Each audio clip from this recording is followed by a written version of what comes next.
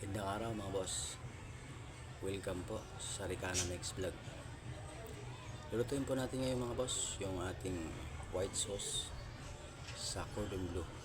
Kung kayo pa interesado, halika, samahan niyo po akong lutuin. Una po natin gawin ito mga boss. Maglagay po tayo sa frying pan ng isang hiwa na butter. Tunawin lang po natin yan. Pag natunaw na yan mga boss, i-apply po natin yung ating sangkap mga boss. Meron po tayo ditong isang tangkay na tandan mga boss. Ayan, tandan. Yung puno mga boss ha. Tapos isang putol na carrots. Meron din po tayo ditong kalahating sibuyas. Pagkatapos lalagyan din po natin yung mga boss ng isang slice na ham mga boss, para pang pandagdag lasa lang po.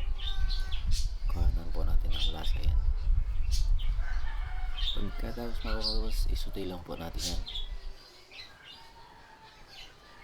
hanggang sa luto yung ating sangkap mga boss, no? Isuti lang natin yan hanggang maluto siya. Ang sama na lang mga boss, kung kayo po'y bago dito sa aking channel, ay pwede po kayo mag-subscribe dito mga boss, para makasama ko naman po kayo sa paglago ng ating channel. Maraming pong salamat po mga boss. Yun po mga boss, ay yun po yung ating ham na slice. Hinigwa po natin ng mga maliliit. Isang slice lang po yan mga boss, pang padagdag lasa lang po sa ating gagawing sauce. Pagkatapos natin isuti yung mga boss, ilalagay na po natin yung isang lata na ibap mga boss. Ang sukat po natin ibap dito mga boss, 360 ml. Ubusin po natin yung mga boss. Pagkatapos po natin may boss mga boss, applyan po natin yan ng isang magic sarap mga boss. Yun po yung ating pampalasa dyan. Pagkatapos i-apply po natin yung 1/4 na chicken cubes. Pagkatapos mga boss, isang kutsaritang black ground pepper mga boss. Pagkatapos mga boss ay halo-haloin po natin yung mga boss, para maglasa po yung ating pinaglalagay dyan mga boss. Tapos habang kumukulo yan mga boss, shout out kay RG Cuencas mga boss, na matagal na nating hindi na shout out mga boss. Halo-haloin lang po natin yan mga boss, no? Para mag-mix. Tapos i-apply po natin ng pampalapot, kunting-kunti lang mga boss. Arena po yan, pampalapot natin.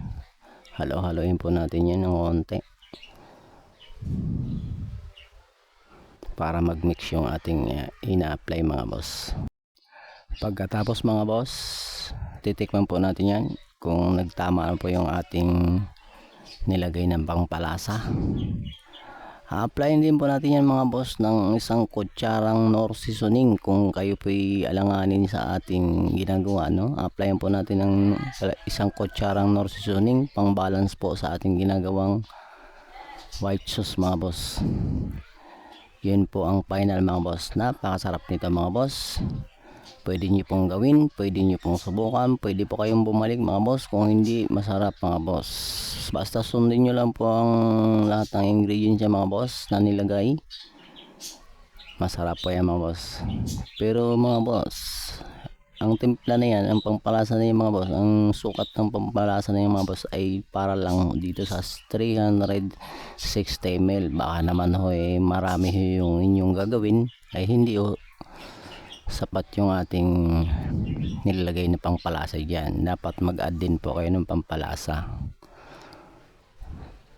Pagkatapos yan mga boss, kung yan po ay tama na sa inyong panglasa, salain po natin yan mga boss, dahil ang kukunin lang po natin dyan yung sauce lang mga boss, hindi kasali yung mga pinaglalagay natin.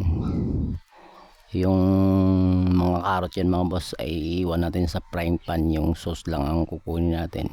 Marami pong salamat sa inyong pagsama mga boss sa ating ginawang white sauce. Hanggang sa muli mga boss, paalam mga boss.